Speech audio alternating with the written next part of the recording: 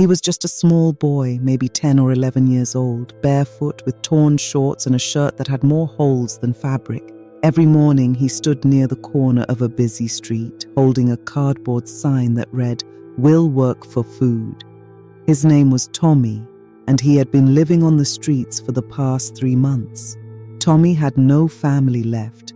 His mother died during childbirth when he was just a baby, and his father, a factory worker, passed away from illness not long ago.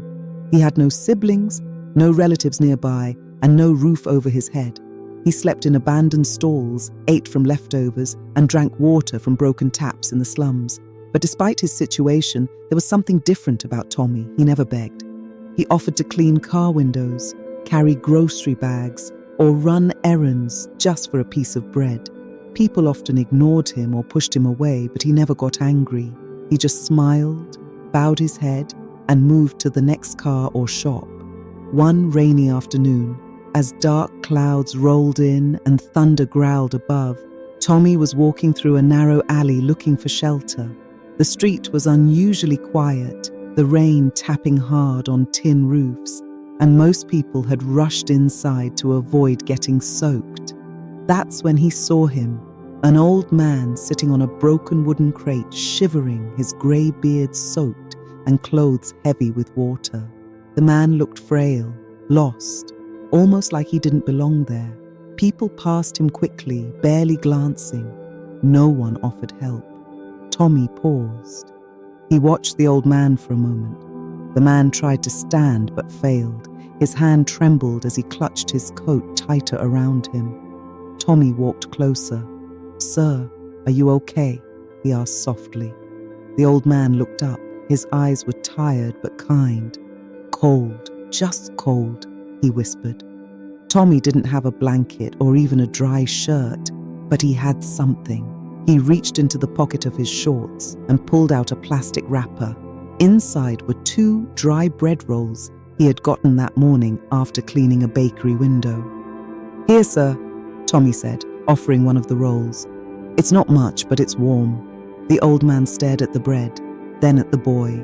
His lips trembled, not from the cold, but from emotion. "Thank you. You didn't have to," Tommy smiled, shaking his head. "It's okay. Maybe we can sit under that ledge. It's not much, but at least we won't get more wet." He helped the old man stand, and together they moved to a narrow space beneath an overhanging roof. Rain still splashed around them, but at least they were partly dry. They sat in silence, eating bread, sharing warmth, 2 strangers bound by nothing but kindness. Tommy didn't ask who he was, didn't wonder why an old man was out in the rain with no help. He didn't judge or assume, he just did what he knew was right. And that simple moment, 2 rolls of bread, shared shelter, and no questions was about to change everything. The next morning, Tommy woke up on the same crate where he had left the old man, but the man was gone. No trace, no note, not even breadcrumbs. Tommy blinked, unsure if it had been a dream, but the half of bread roll he hadn't eaten was still in his pocket, a reminder that it had truly happened. He shrugged and got up, brushing the dust off his legs. Another day meant more window wiping, more walking under the sun, more polite refusals and closed car windows. He didn't complain. He had survived worse. By noon, the sky had cleared, and Tommy found himself near the supermarket district where wealthier people often came. He liked it here, not because people were kinder, but because sometimes, just sometimes, someone forgot their change and left it behind. Today, he stood near a grocery store, watching carts roll in and out. "Hey, kid," a voice called. Tommy turned and saw a tall man in a dark suit, sunglasses on, walking briskly toward him. His tone wasn't angry, but it was firm. "You were the one with the old man yesterday, right? The one in the alley?" Tommy nodded cautiously. "Yes, sir. He was cold. I gave him my bread." The man lowered his sunglasses, revealing sharp eyes. "Come with me." Tommy hesitated. Something inside him screamed to run, but another part, the stronger one, said trust. So he followed. The man didn't speak as they walked down the street, turned a corner and stopped in front of a tall, black car. The back door opened, and inside was the same old man, dry, clean, dressed in an elegant suit, with a warm smile on his face. Tommy froze. "Get in, son," the man said gently. He climbed in, not knowing what to expect. The old man offered him a bottle of water and a sandwich. "I didn't introduce myself yesterday," the old man began. "My name is Mr. Banjo. I'm not just any old man." Tommy listened, confused but respectful. "I'm the CEO of Banjo Enterprises. We own several companies, including this car," he said, gesturing around. "And that grocery store you were just standing in front of." Tommy's eyes widened, but he didn't speak. "You helped me when I had nothing on me. No wallet, no phone, no guards. I was doing something I do once a year. I go out alone to see how people treat strangers. Most ignore me, some are cruel, but you shared your only food. You helped me sit, you stayed with me." Tommy looked down, his voice small. "It just felt right," Mr. Banjo chuckled. "Exactly. That's what makes you different." He reached into his coat and pulled out a brown envelope. "In this envelope is something that will change your life, Tommy, but it's only the beginning." Tommy stared at the envelope, his hands trembling slightly as he reached out to take it. The car's silence made the moment feel heavier, like time had paused just to watch what he would do next. He slowly peeled back the flap and pulled out a crisp sheet of paper. His eyes scanned the words, but it took him a moment to understand what he was reading. It was a letter of scholarship, full funding to attend one of the city's best boarding schools, uniforms, books, housing, food, everything covered. The name on the paper was his, signed, stamped and sealed by the Banjo Education Trust. His voice cracked. "Sir, is this for me?" Mr. Banjo nodded. "You've shown more heart than men 3 times your age. You deserve a chance, Tommy. Not just to survive, but to live, to grow, to lead." Tommy's eyes welled with tears. He had never stepped foot inside a real classroom. The idea of wearing a uniform, of holding a new textbook, of sleeping in a real bed, it felt like a dream too big for someone like him. "I don't know what to say," he whispered. "You don't have to say anything," Mr. Banjo replied. "But there's more."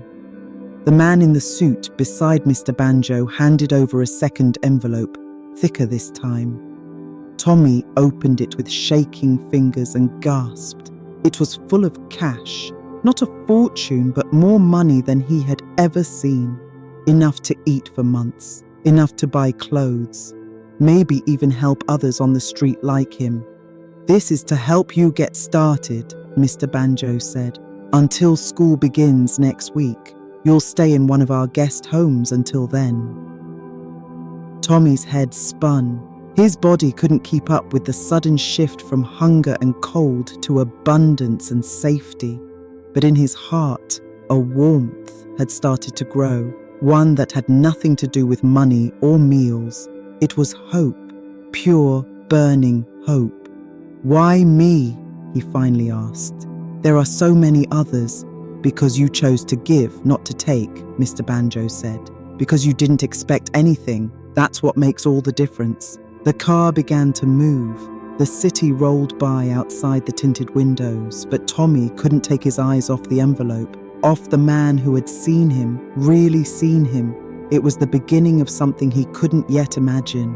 That evening, Tommy arrived at a quiet, gated compound tucked away behind tall trees. The guest home was nothing like what he was used to. It had walls painted in bright colors, soft couches, a warm kitchen filled with food, and his own room with a real bed. A woman named Grace welcomed him at the door with a gentle smile and a towel to dry his face. He was too overwhelmed to speak. Everything felt like a dream stitched together by someone else's kindness. He kept expecting to wake up back on that wet alley floor, hungry, cold, and alone. But this was real. Every blanket, every smile, every bite of hot food confirmed it. The next few days passed in a blur. Clothes were measured and tailored. Doctors checked his health. A tutor came in to prepare him for school. Tommy, who had once been ignored in the streets, was now the center of care and attention. Still, he didn't forget where he came from. One morning, As he passed the window and saw a boy no older than him wiping car windows near the corner, his chest tightened. He remembered that feeling, the ache of being invisible. That afternoon, Mr. Banjo came to visit. Tommy greeted him respectfully, still unsure how to address a man whose name echoed through the city like royalty. "How are you settling in?" Mr. Banjo asked, sitting beside him. Tommy nodded. "It's more than I ever dreamed." Mr. Banjo studied his face. "You've been quiet. What's on your mind?" Tommy hesitated, then said, "There are others, sir. Kids like me, on the streets. They're kind too. They just never get a chance." Mr. Banjo smiled. "You haven't changed. That's good." He pulled out a notepad from his coat. "Then maybe it's time we do something more, together." Tommy blinked. "Together?" "Yes," Mr. Banjo said. "I want you to help me build something. A shelter, a school, a place where kids like you don't have to wait for someone to notice them. You can help choose the name, you can help design it. You'll be its first student and its first ambassador." The words landed like thunder in Tommy's chest. He wasn't just being helped, he was being invited to help others. And that made him stand taller, breathe deeper, and for the first time in his life, believe in a future. Days turned into weeks, and Tommy adjusted to his new life with remarkable humility. He woke up early every morning, made his bed without being asked, helped in the kitchen, and studied with focus most children his age didn't have. But more than anything, he kept asking questions, not just about math or science, but about how things worked, how people ended up on the streets, and how he could help change that. Mr. Banjo noticed, and he kept his word. Construction on the shelter began within a month. It was located in a safer area of the city, close to where many street children often gathered. Tommy visited the site weekly, watching as walls rose where once there was nothing but dust. The building was named the Tommy Center for Hope, his name in bold letters on a polished stone at the entrance. It felt surreal. News of the project spread quickly. Journalists came to take pictures. Videos of Tommy's story surfaced online. People who once walked past him now stopped him in public just to shake his hand. But fame never changed him. He remained soft-spoken, shy in crowds, always thanking others more than himself. One evening, while walking through the still unfinished shelter, Tommy found himself in a quiet hallway with Mr. Banjo. "Do you think this will really help?" he asked. Mr. Banjo turned to him. "Not think, Tommy, I know it will, because the first life it changed was yours." Tommy looked around the room. Simple beds lined up in rows, blankets folded at the ends, warm lights overhead. For children who once had nothing, this would feel like a palace. He took a deep breath. "Then I want to be here, not just to visit. I want to work here, help the new kids when they come." "You'll have school to finish first," Mr. Banjo smiled. "But when the time comes, this place will always be yours." That night, Tommy couldn't sleep, not because he was anxious, but because for the first time in his life, his heart was full. Years passed and the city changed, but so did Tommy. He graduated at the top of his class, earned scholarships, and continued to work closely with the Tommy Center for Hope. What began with a shared loaf of bread under the rain had grown into a movement that touched hundreds of lives. Dozens of children, just like he once was, now had a place to sleep, learn, and dream. But Tommy never forgot that rainy day, or the man who saw his kindness and chose to act. On the 5th anniversary of the center, a small ceremony was held. Children stood in clean uniforms, singing songs of gratitude. Volunteers smiled, reporters took notes, and at the center of it all stood Tommy, now taller, stronger, but with the same heart. He took the microphone, looked at the crowd, and said simply, "I wasn't special. I was just hungry, but I chose to share, that's all. You don't need to have everything to give something. Sometimes even one piece of bread can change the world, if it comes from the right place." There was silence. then applause, then tears.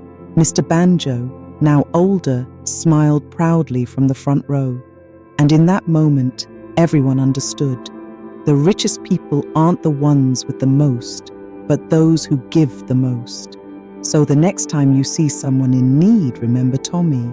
Remember that one small act of kindness can echo far beyond what you can imagine. If this story moved you, don't forget to like, share, and subscribe for more heart-touching tales. And always remember, kindness is the greatest wealth of all.